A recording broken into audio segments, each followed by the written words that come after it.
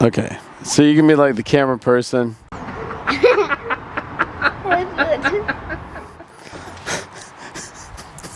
Don't you make me laugh. That's right. You want to listen? Come over, sit over here and listen, but don't make funny faces and you're going to make me laugh, okay? Oh, I gotta stop. That'd be better? Okay, you push the button. I said don't push. Okay, push the button. Turn it off, please. It's still on.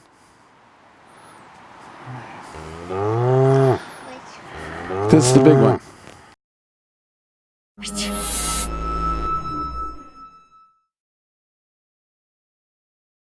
Our story begins today with once upon a time.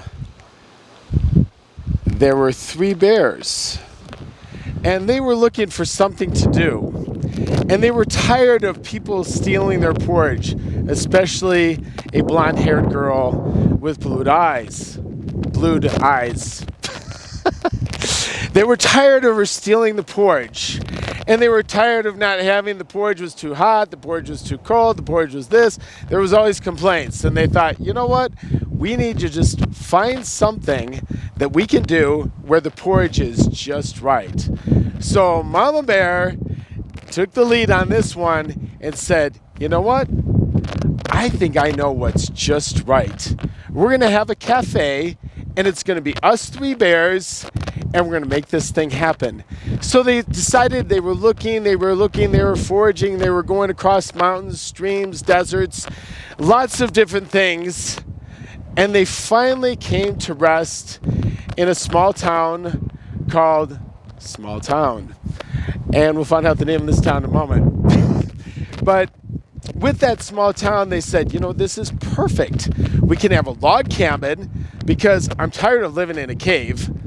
That's what Mama Bear said. I want something that's bigger. And then we can have guests and people can come over and we can serve the porridge just right.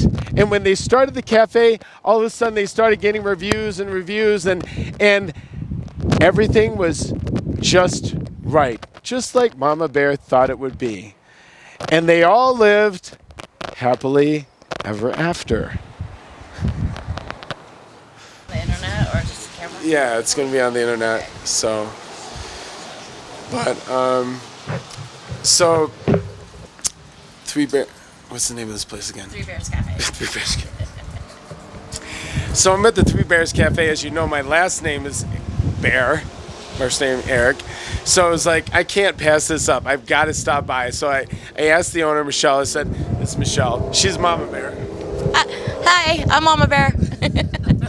And I said, you know, I want to just stop in and just meet some real folks. And as you know, for my channel, that's what I do is I meet real folks and that are doing something here in America. They're doing something positive, and they've got families, and they're concerned and wanting to see America move forward in a positive way. And so that's why I stopped in to talk to Mama Bear Michelle here. How long have you had this place? Father's Day was our 4-year anniversary. On Father's Day. That's fantastic. What made you want to move out here, Michelle, and do this thing? I've worked in restaurants my whole life, kind of was almost born in a restaurant, managed a lot of big box restaurants, and was a strong believer in everything happens for a reason. Came up to the White Mountains to look for a cabin and didn't get a cabin but got a restaurant. So just be careful what you wish for. Is this called the White Mountains, this area? White Mountains of Arizona, yes. Do they call them that because it snows, or? I'm not really sure how that started, but as far as I've known, they've been called the White Mountains, and it's kind of the higher levels up of Arizona heading over to New Mexico, and we have the top of the rim here, which is about 7,000 feet, and it's like living in paradise. So we're over a mile here right now. Yes. 5,280 feet is 1 mile. So. Right. So, yeah, we have all 4 seasons here. I mean, we're about 2.5 hours from Phoenix, so you can leave the triple digits, come on up to the White Mountains where we have 4 seasons, and like I said, I feel like I live in paradise. And what is this city or town called? We're actually called Heber Overguard. It's kind of hyphened in the middle. It's two small towns that meet in the middle, about 4 miles in between. We're on the Heber side, but nobody really knows where Heber ends and Overguard starts. So we just call it Heber Overguard. It's definitely a small town. That is so cool. Yeah, last night I stayed over here at one of your hotels just on, I don't know, it's a couple miles down the way. And they had this little sidewalk, and I got some really cool shots of the stars. And it's just really, really, really peaceful out here. It's just...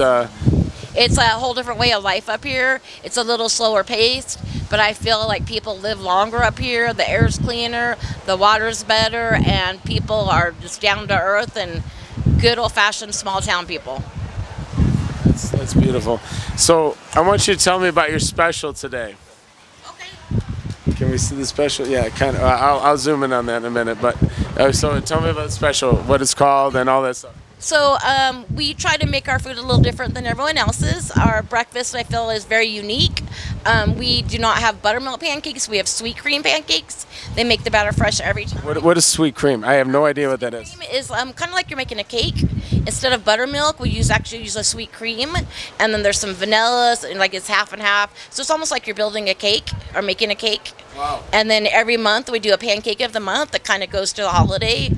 So for July, we're doing the red, white, and blue pancakes, which are the sweet cream pancakes with blueberries, fresh strawberries, and whipped cream. And then we put in our little American flag to bring it all together for an all-American breakfast.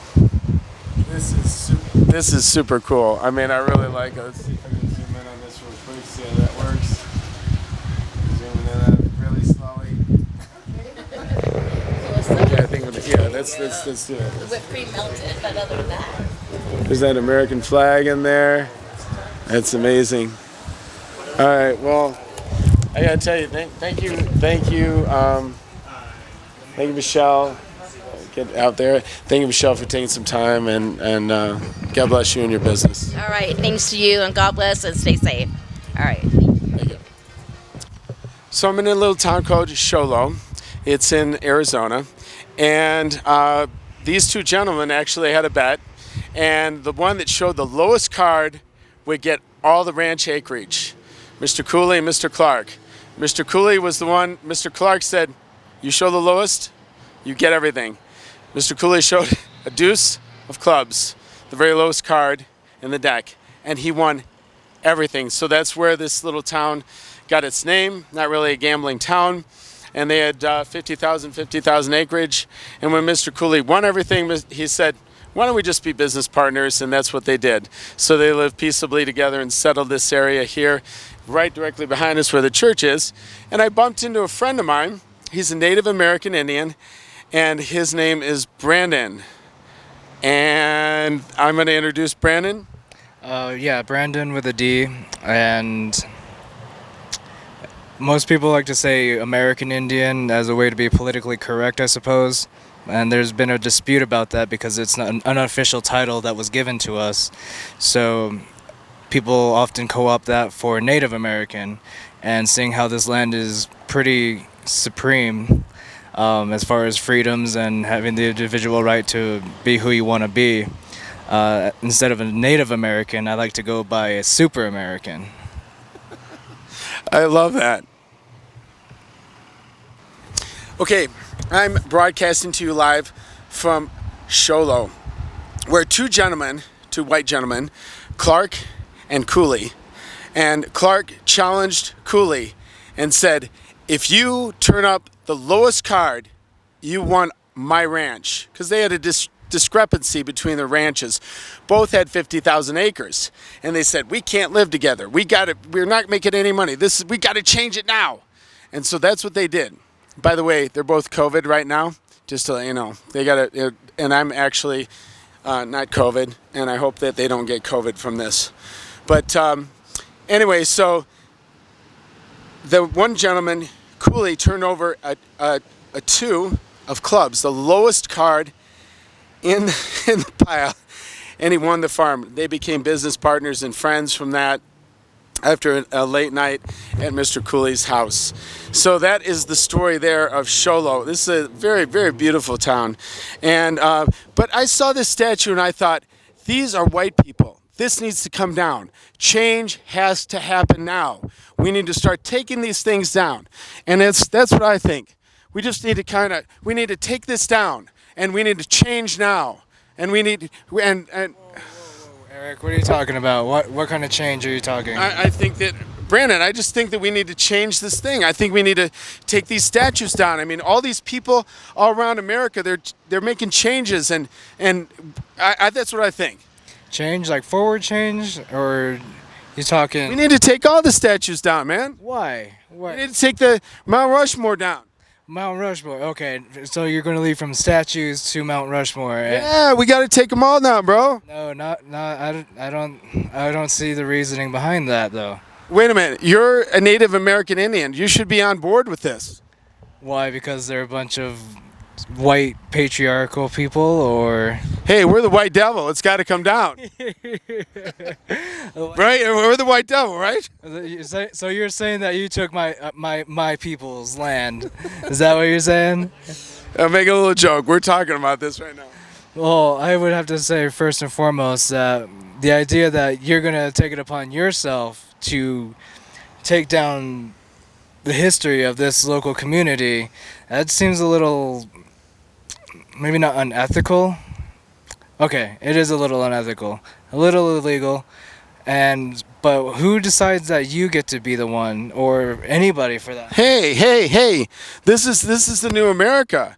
We only have it's the minority that's ruling, not the people. The people don't get to vote anymore. It's the minority that gets to do this. The vocal minority. The vocal minority, yeah. Oh, I don't know about that. Just because you're loud and you can throw a tantrum doesn't necessarily mean that you're in the right. I mean, kids can throw fits, but we only appease them just to shut them up. So are you saying that your reasoning is that follows the child's, that as long as you make loud noises and break stuff, that you should be given what you want? Yeah, I am saying that. I don't know if I agree with that, because not only is this a part of the local history, but on a national scale, I should say, that's American history, and it isn't up to one person or one group whether or not these monuments to American history ought to come down. I mean, if they want to put it up to a vote, surely, I mean, that would be the more reasonable way. I would think that they could get their point across, but by defacing or even vandalizing these statues without anybody's real approval besides their own, that just seems a little fascistic to me. Fascistic. I have to know what that word means, because I didn't go to college. Oh, you saved a lot of money, but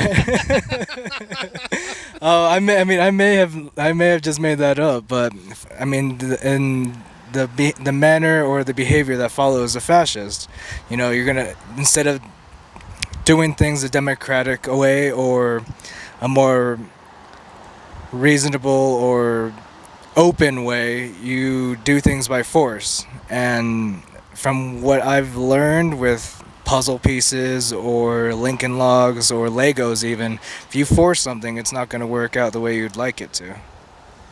I should have learned that when I was a kid. Mom, I hope you're listening to this.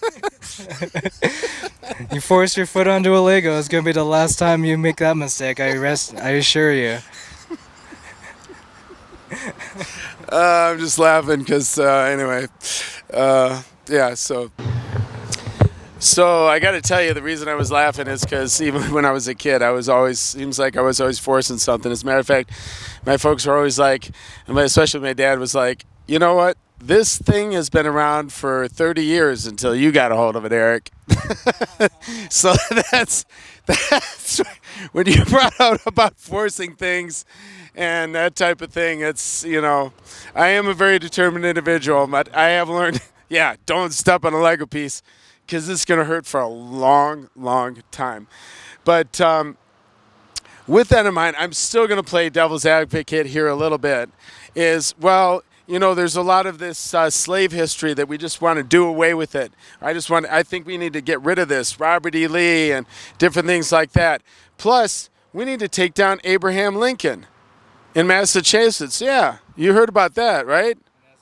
Yeah, they took him. They voted. The council there voted to tear down the statue of Abraham Lincoln with emancipating a slave. And what was their reasoning by chance?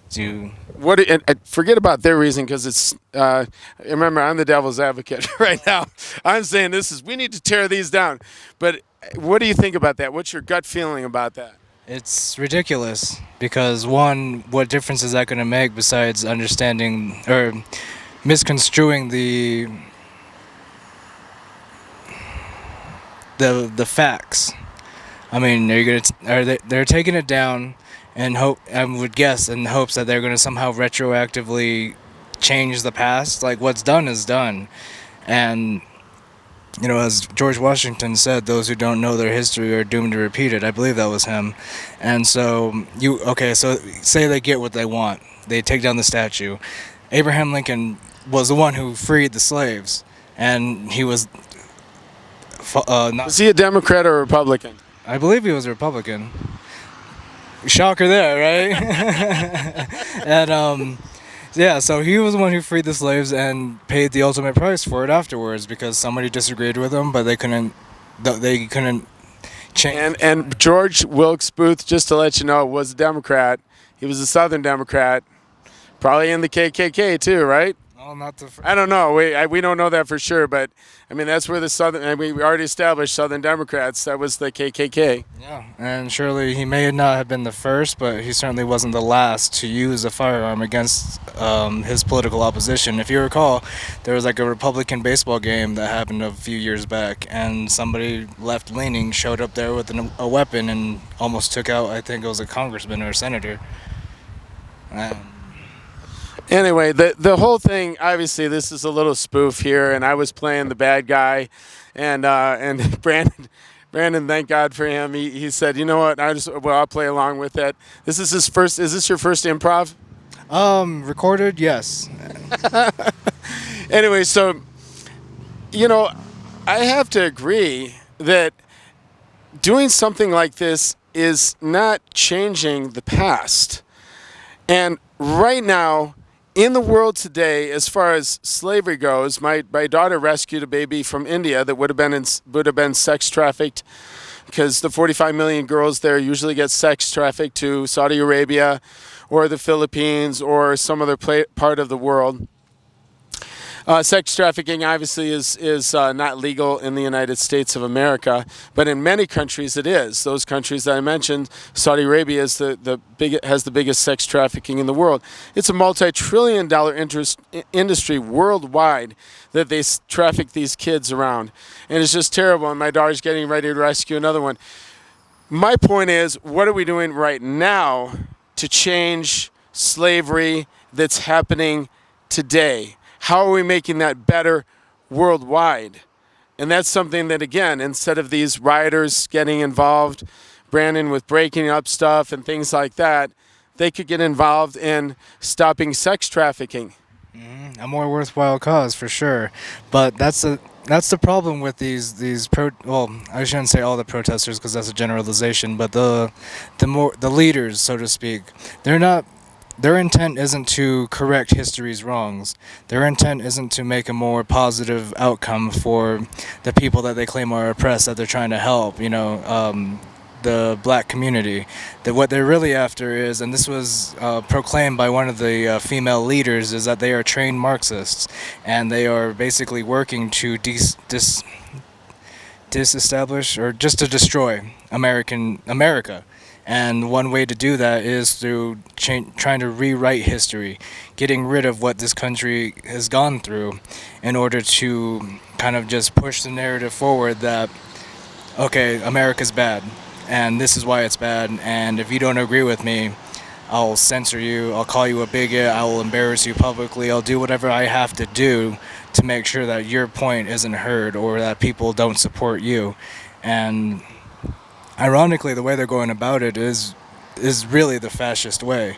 is they're just doing it by brute force, and they don't care about what your opinion is if it disagrees with them. It's so funny because they say that we, you and I, because we're doing this right now, that we're bigots, that we're fascists, that we're Nazis.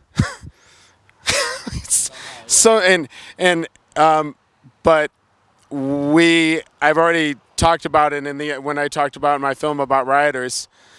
They're socialists and they're communists, and they pattern what Stalin did in Russia, which Stalin had to take out the czars, just like I mentioned about the Rolling Stone, killed the czar and his ministers, had to take them out, and then all they did was replace them with a controlling government, eliminate all religion and God, where only people could trust in was the government. And I got to say, there's something inside me that I don't want to say. They came up and said, ain't no way in God's green earth, heaven or hell, that's happening while I'm here. And I feel that, Brandon, how do you feel about that? Absolutely, because there has to be room for faith. There has to be room and acceptance for any individual to try to pursue or worship God as they see fit. I mean, right or wrong, as long you judge a tree by its fruits, and so long as they're not going around doing a lot of what these rioters are doing, because what they're doing is they're following how it was introduced to me was it's a non-theistic religion, and it bears a lot of similarities to a cult following, and you adhere by their mantras, you adhere by their ideology, and you just you just oppose heretics left and right as much as you can, because it's basically do or die. And that's just not the American way, because everybody would like to get along. Everybody, whether or not you believe in God is your choice. I would have to suggest that you at least find a connection with the higher spirit, and that's how I used to do it, is I would believe in a higher divinity or a greater spirit, and maybe that's what it takes for people to kind of begin their journey along to accepting God into their hearts. And with that, I'm going to say amen and close, and God bless you. God bless America.